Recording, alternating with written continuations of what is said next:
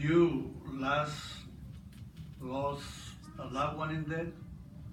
Mother, a father, a son, aunt, daughter, grandpa, grandma. I remember when my mother passed away, I would like to see her alive at the last moment, but I couldn't. When I see her, I was in the coffin. And then when I see her, I see his face. Oh, she was looking so beautiful. Then in thinking in my mind, it's coming to my memories, the good time I had with her. Then I start crying and crying and crying. And I don't know what happened, but my heart feels something real bad. It was hurts.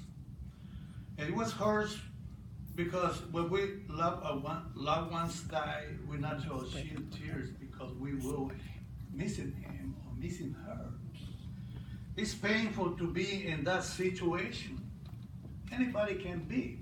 Even the Son of God, Jesus, it was when he expressed such grief for the death of his friend Lazarus because he had affection for him.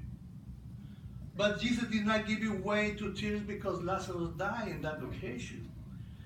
He shed tears out of the compassion for Lazarus' relative, Martha and Mary. But when Jesus first heard that Lazarus was sick for the messenger, one of those sisters, he told that Lazarus is so sick. So Jesus, he didn't rush to Lazarus besides to be there and to cure him. Even he can say, he's saying to the messenger, but he didn't do that. Or even he can say cure, and that's it. But what happened in that occasion? Look at what they said in John chapter 11, verse 6. Can you follow me, please? It says, however, when he heard that Lazarus was sick, he actually remained in the place where he was for 2 days more. So, why did Jesus delay? Now, because now it's 4 days now, Lazarus died, passed away. Then Jesus, the disciples going to decide to go into his friend's house to bring him back to life.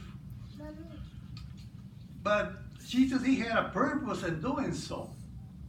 So he said that was not the object and the result of Lazarus' sickness. Jesus intended to use Lazarus' death for the glory of God. But how? Well, Jesus was about to perform a miracle by raising his dear friend, bringing him from the grave. So, in discussion with his disciples on this occasion, Jesus compared death to a sleep-like state. In another words, raising Lazarus from the dead will be like a parent waking his child from nap.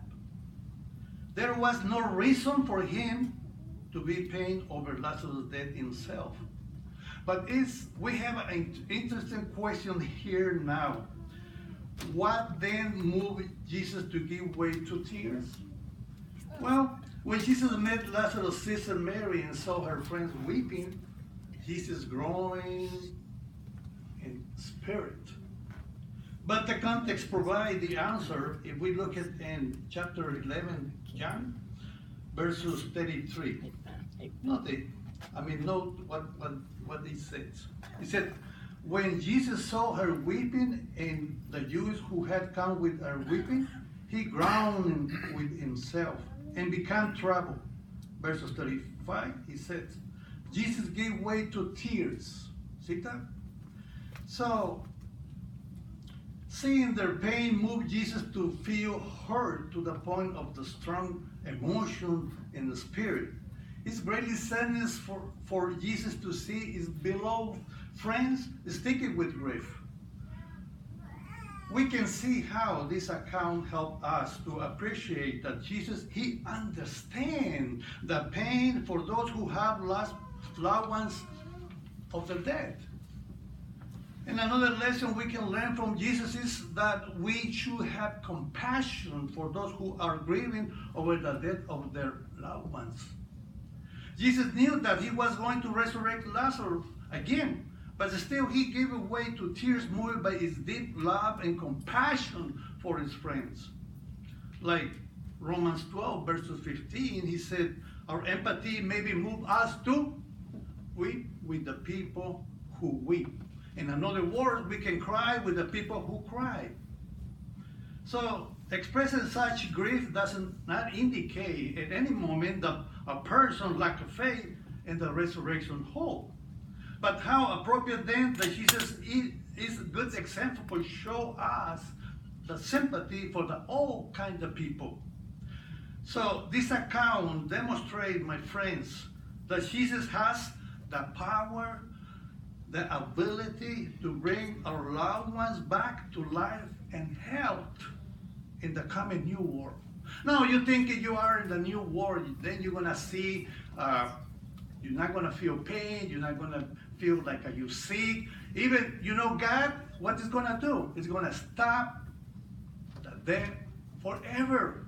Now think you are there in the new world, and then you're gonna see your loved ones there, and then you're gonna say, oh, look at my mother, look at my father, look at my aunt, look at my son. Oh, this is wonderful, don't you think? You know why? Because Jehovah and Jesus will resurrect all who are in his memory.